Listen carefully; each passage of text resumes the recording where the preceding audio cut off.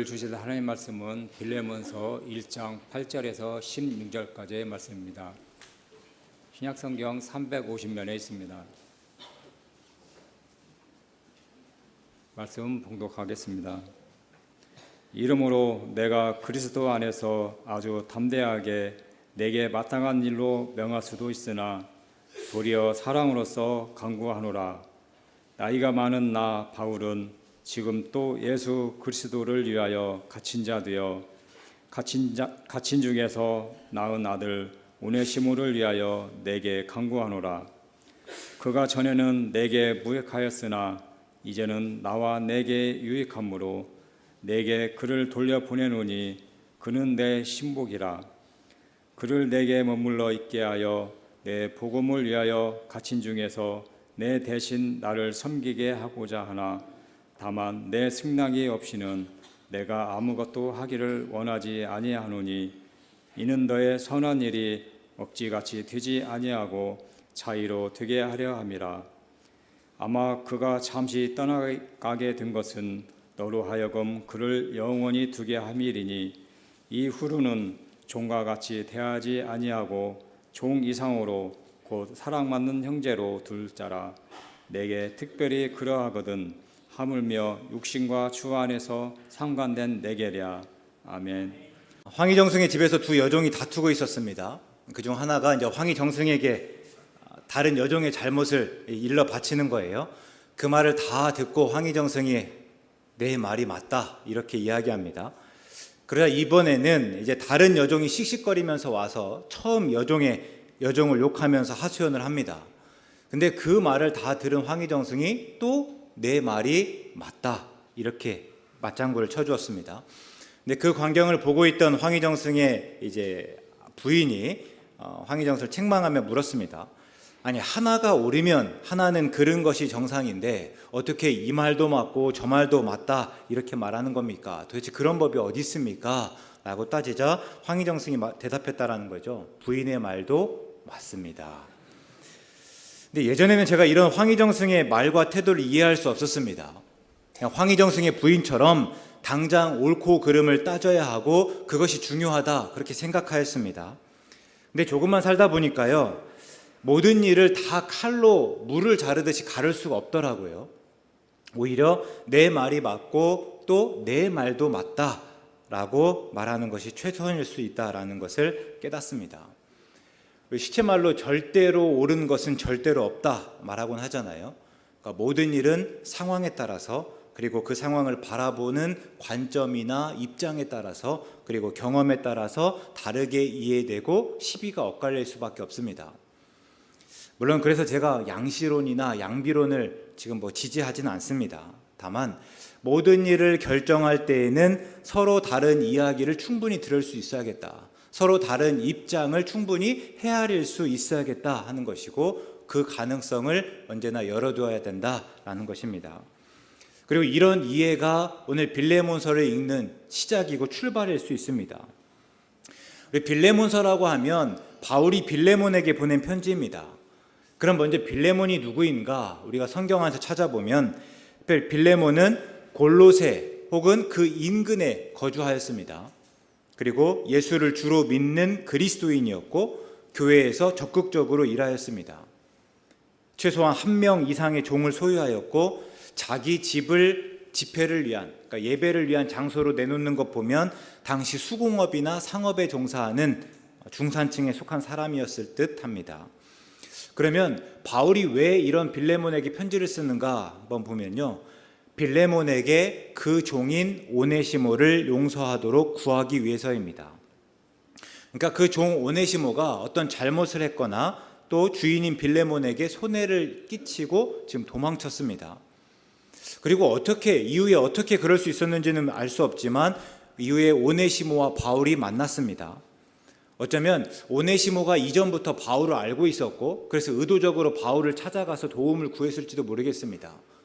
혹은 바울의 주위에 있는 사람들이 그런 오네시모를 보고 바울에게 데려가서 바울에게 이런 문제를 해결해 달라고 부탁하였을지도 모르겠습니다.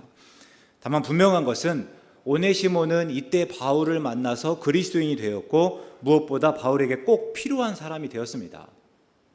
그래서 10절에서 오네시모를 갇힌 중에서 낳은 아들이다 라고 말하고 있고요.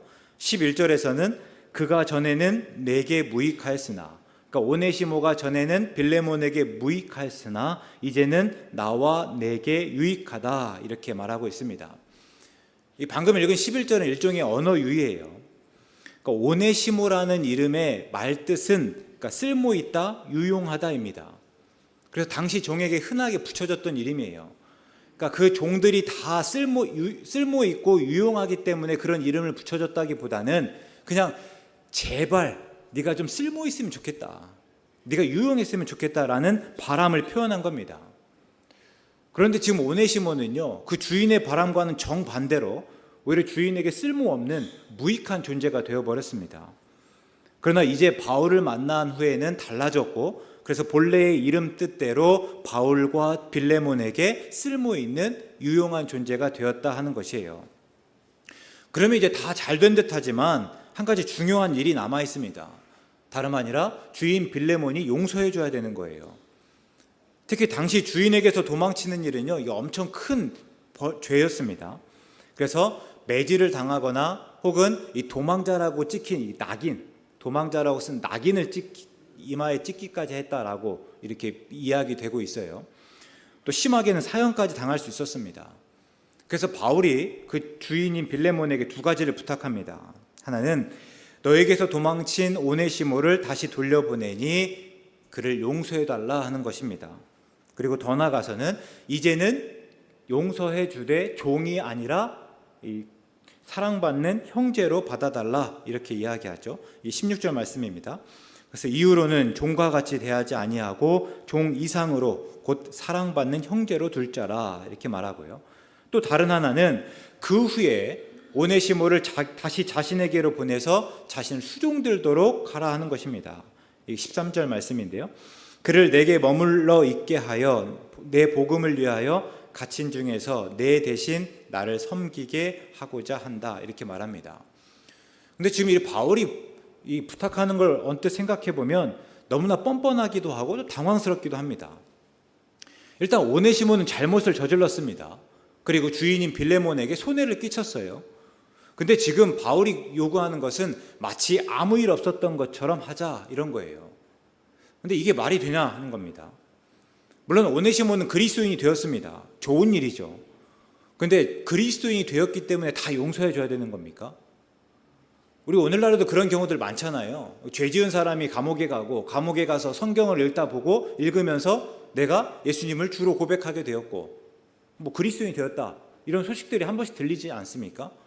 뭐 그래서 때로는 목사가 되기도 하였다라는 말도 있는데, 그러면 이제 그리스도인이 되었고 목사가 되었기 때문에 그 죄가 없었던 것처럼 다 그냥 봐줘야 되는 것입니까?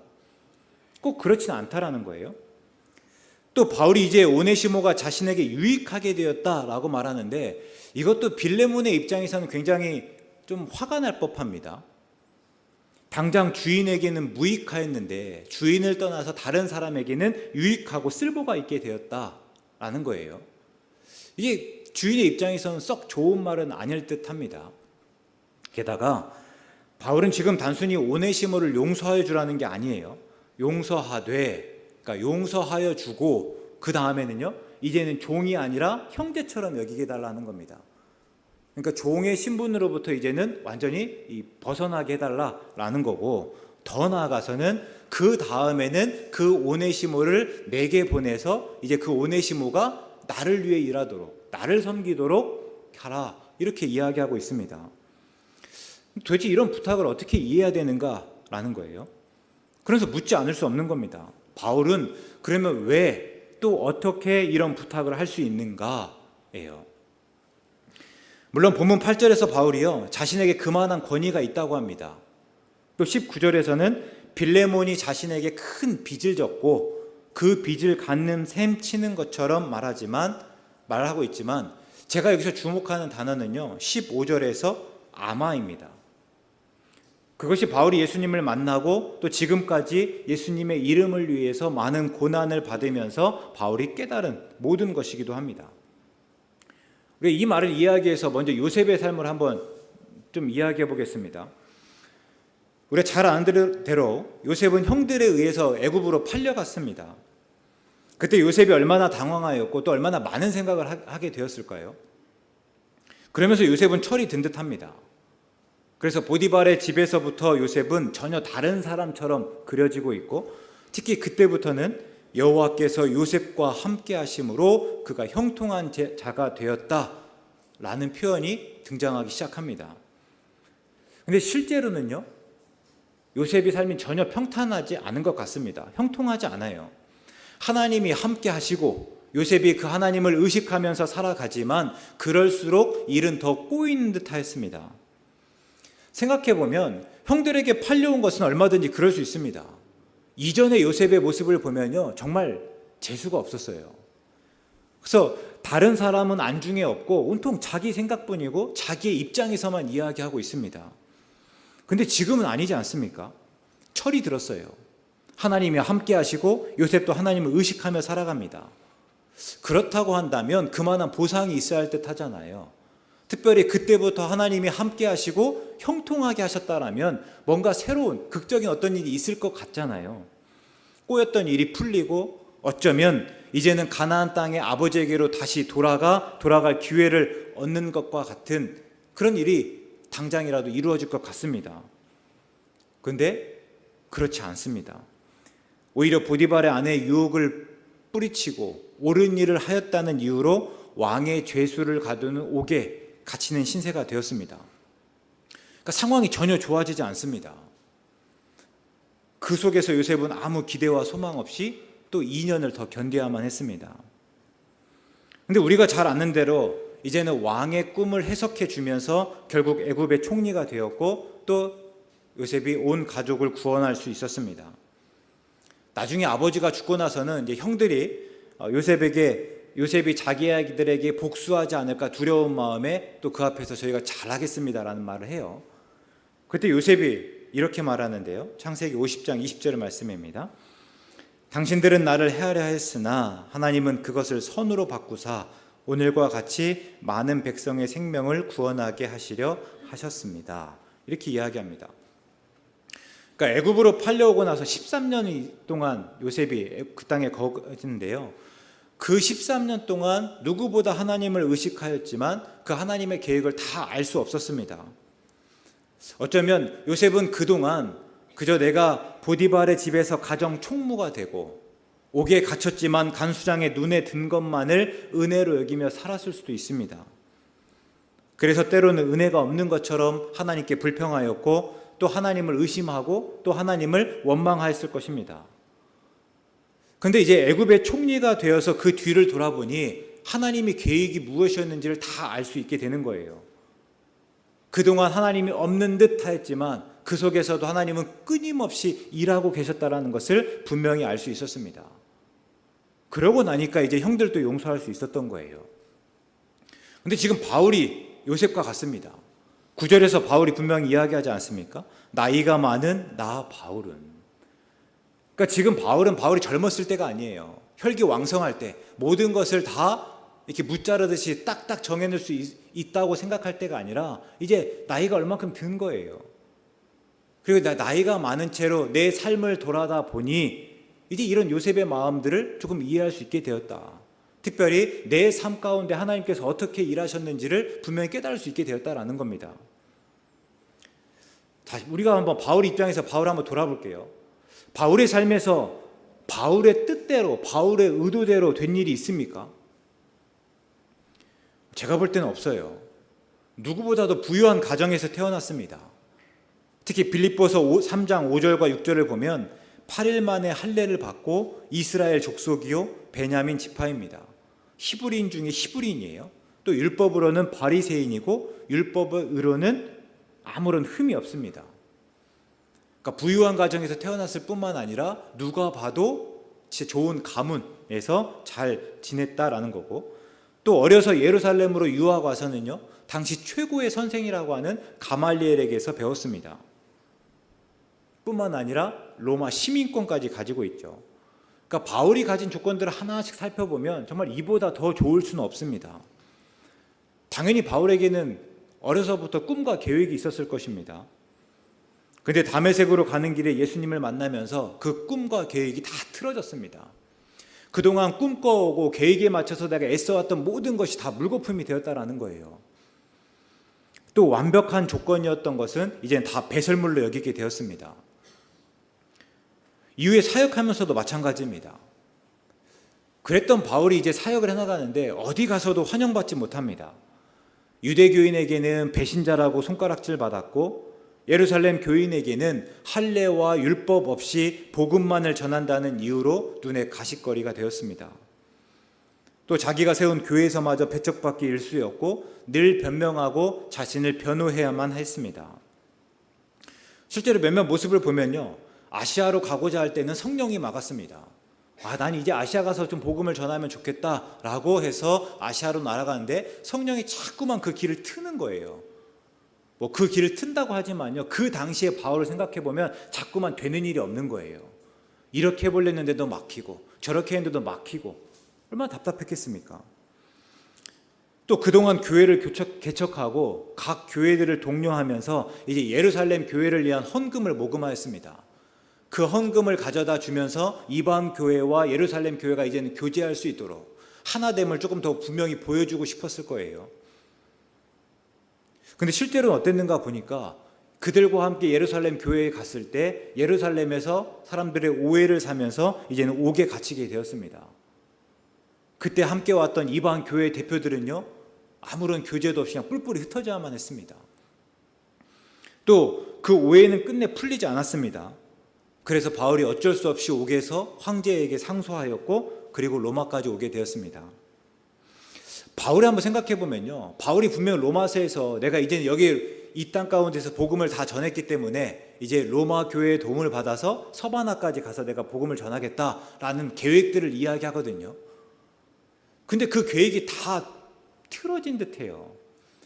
이제 여기서 분명하게 이제 여기서는 다 내 일 사역이 끝났으니까 다른 사람부터 이제 인정받고 이제 내가 로마로 가서 멋지게 서바나 가서 또 사역하면 좋겠는데, 지금 로마로 가긴 했는데 어떤 모양이에요?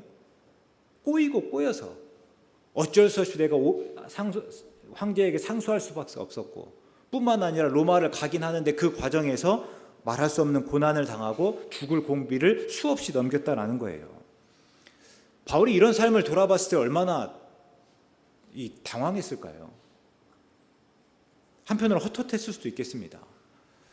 근데 한 가지 분명한 것은, 내가 지난 날을 돌아보면서 부인할 수 없는 것은 그런 바울의 삶을 통하여 복음이 전해졌다라는 것입니다.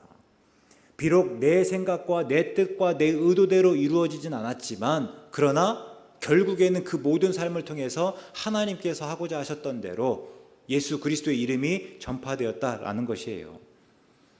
하나님은 바울을 통해서 의도하셨던 일들을 차근차근 이루어가고 계셨던 것입니다. 그러니까 바울이 요셉과 똑같이 고백할 수밖에 없습니다. 하나님이 하셨습니다. 그때는 알 수 없고 이해할 수 없는 일투성이었지만 하나님이 그 모든 것을 선으로 바꾸셔서 예수님의 이름이 전해지게 하셨습니다. 근데 이게 요셉이나 바울의 삶에서만입니까? 또 예수님이 어떠셨습니까? 하나님의 아들이시만 사람과 같이 되었습니다. 제가 언젠가 말씀드렸잖아요. 하나님이 사람이 되는 것만으로도 우리가 말할 수 없는 단계가 있습니다. 그것만으로도 정말 감히 생각해 볼 수 없는, 그 사이의 갭이 얼마나 클지를 한번 가늠해 보면 이것만으로도 진짜 모든 것을 다 버리고 잃은 것과 같습니다. 근데 그 예수님이 또 이 땅 가운데 와서 죽으시는데 발가 벗겨진 채 십자가에 달리셔서 가장 고통스럽게 또 가장 비참하게 죽으셨습니다.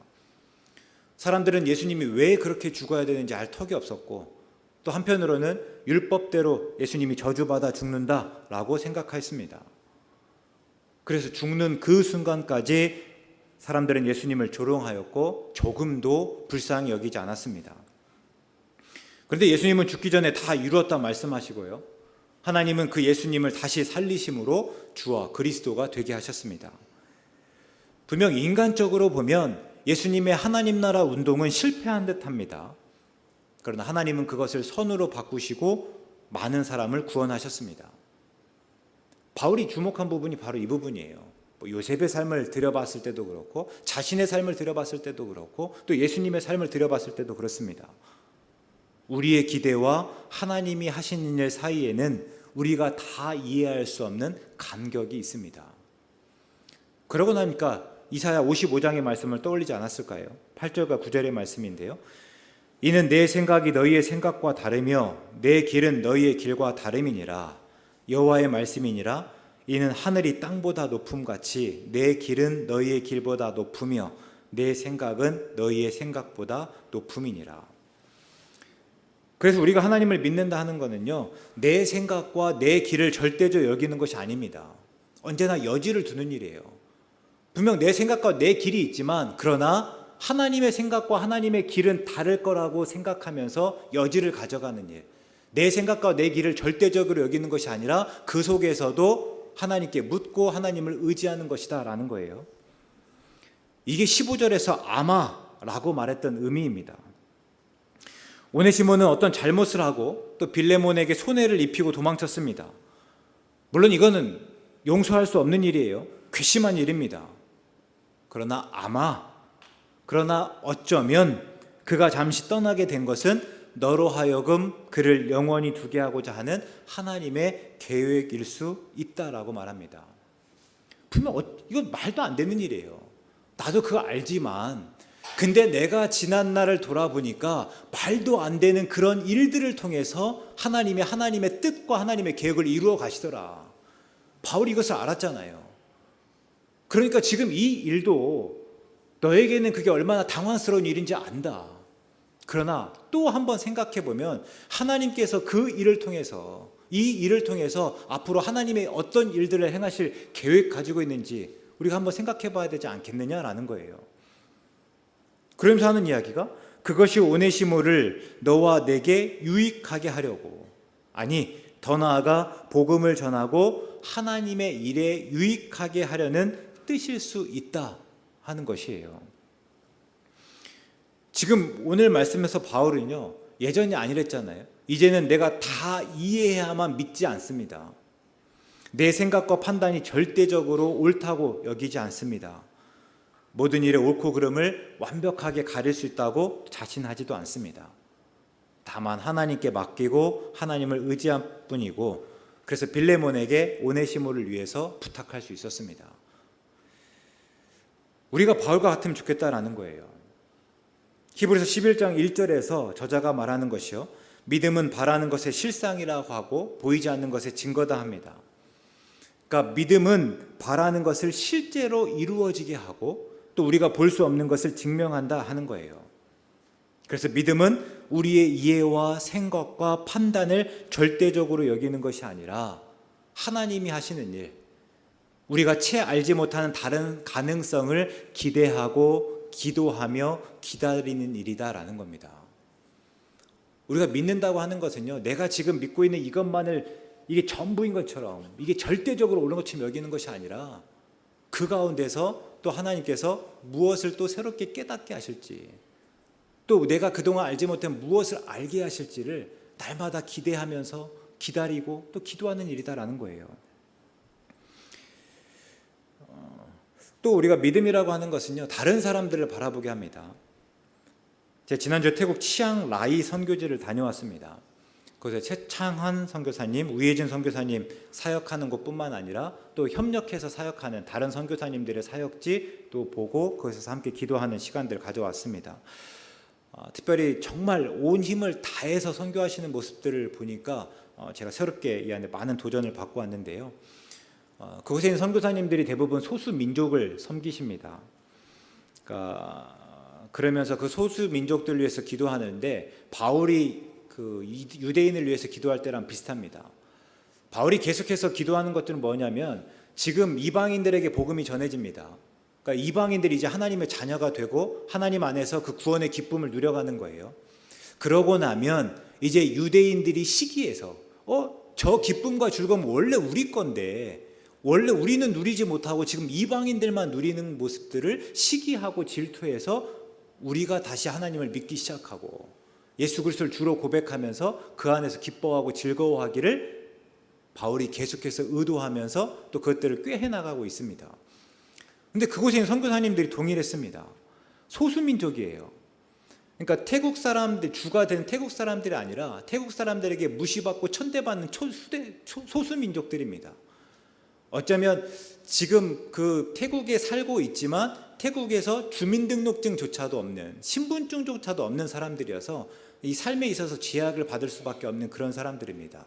근데 그런 사람을 통해서 태국 사람들에게 복음이 전해지고, 그래서 태국이 복음화되기를 위해서 기도하는 모습을 보는 거예요. 제가 그 안에 머문 동안 계속해서 생각하는 게요, 과연 그럴 수 있을까예요.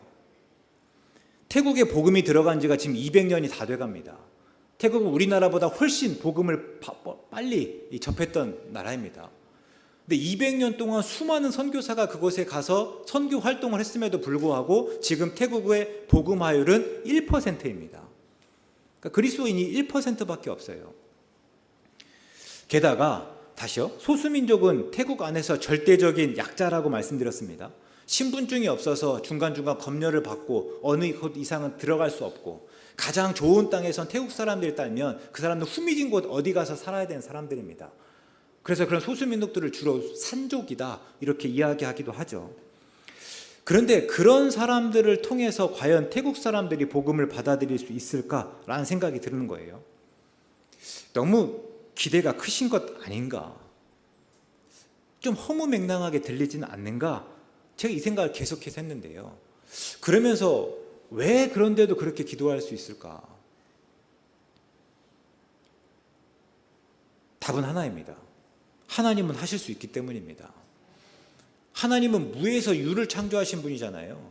있는 것을 조금 더 그럴듯하게 꾸며내신 분이 아니라 아무것도 없는 가운데, 그 가운데서 무언가를 새롭게 만들어내신 분입니다. 우리 창세기 1장의 말씀 보면 그렇잖아요. 혼돈하고 공허한이었습니다. 그런데 그 가운데서 하나님이 말씀하심으로 하나님이 보시기에 심히 좋은 세상을 만들어내신 분이 다름 아니라 하나님입니다. 또 그 하나님은요, 세상을 사랑하셔서 하나뿐인 아들을 내어주시는 분입니다. 우리하고는 계산법이 다르잖아요. 일하는 방식이 달라요. 가장 소중한 것들을 내어주시면서 또 사랑하시는 분이다라는 거고, 또 예수님은 모든 사람을 위하여 단번에 죽으심으로 영원한 제사를 이루시는 분입니다. 그런 하나님을 우리가 이해하고 그런 하나님을 믿는다 고백하면요, 못하는 일이 없는 거예요. 하나님께서 언제든지 어떤 계기에 어떤 때에 하루아침에 그 모든 상황을 바꾸시고 이 소수민족으로 하여금 태국 사람들을 충분히 복음화에게 복음을 전할 수 있으신 그런 분이다라는 거예요. 그러고 나니까 그러면 이 선교사님들이 이 소수민족 한 사람 한 사람 어떻게 볼지가 조금 보이는 겁니다. 저처럼 그게 가능할까라고 생각하면요, 그냥 그 이전으로 생각하면 그 소수민족 한 사람 한 사람은 그냥 내가 좀 도와줘야 될 사람에 불과합니다. 내가 구원해줘야 될 사람이죠. 그런데 이 하나님을 내가 의식하고 나면, 내가 이 하나님을 분명히 고백하고 나면 거기에 있는 소수민족 한 사람 한 사람은요, 이게 하나님의 도구예요. 하나님이 그들을 통해서 태국 사람에게 복음을 전하게 하실, 하나님이 그 일들을 이루어 가실 한 사람 한 사람이라는 거예요. 단순히 내가 도와주고 그래서 그 사람에서 조금 더 나은 삶을 살게 해준 그럴 사람이 아니라, 다름 아니라 이 사람이 또 이 사람을 통해서 하나님이 어떻게 일하실지를 기대할 수 있다라는 것입니다. 우리가 동일하게 하나님을 고백한다면 우리가 또 다른 사람들을 그런 시선으로 바라볼 수 있으면 참 좋겠습니다. 요셉의 고백처럼 형들이 해하려고 했지만 그것을 선으로 바꾸셔서 많은 백성의 생명을 구원하시는 분이 다름 아니라 하나님이시라면, 또 바울처럼 예수님을 박해하던 사람을 부르셔서 오히려 예수님의 이름을 전하게 하시는 분이 하나님이라면, 우리는 내게 잘못하고 혹 내가 못마땅하게 여긴 다른 사람에게 관용을 베풀 수 있어야 하지 않을까 하는 거예요. 하나님이 그 사람에게 어떤 계획을 가지고 계신지 가늠해 볼 수 있는 여유를 가져야 되지 않을까. 무조건 다 내가 옳고 그래서 내 기준에 벗어난 다른 사람을 욕하고 탓하고 손가락질하기보다는, 그럼에도 불구하고 이 사람을 통해서 하나님께서 이 행하실 일들을 기대하고 기다리며 기도할 수 있어야 되지 않을까. 그 안에서 우리가 어떻게든지 하나를 이루어가기 위해서 애써야 하지 않을까. 그것이 하나님을 믿는, 하나님을 고백하는 우리의 마땅한 태도이지 않을까라는 거예요. 왜 그렇습니까? 하나님은 여전히 일하고 계시기 때문에, 하나님은 나를 통해서 또 다른 사람을 통해서, 우리 교회를 통해서 여전히 일하고 계시기 때문에, 그렇다고 한다면 우리가 그만한 여지를 가져가는 것이 마땅하다 하는 것입니다. 그럴 때 바라는 거는요, 우리 교회가 그럴 수 있으면 좋겠습니다. 서로 다르기 때문에 때로는 크고 작은 갈등이 있을 수 있지만, 서로 다른 우리를 통해서 하나님이 어떻게 일하실지를 더 기대할 수 있어야 되지 않을까. 그럴 수 있으면 참 좋겠다. 그럴 때 우리가 서로가 서로를 바라보는 그 시선이 지금과는 분명히 다르지 않겠습니까?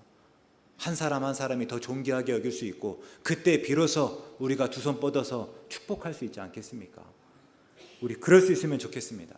그래서 나를 통해서 또 다른 사람을 통해서, 우리를 교회를 통해서 하나님의 나라가 경험되어지고 그 하나님의 나라가 분명히 드러나는 은혜가 있기를 주의 이름으로 축원합니다.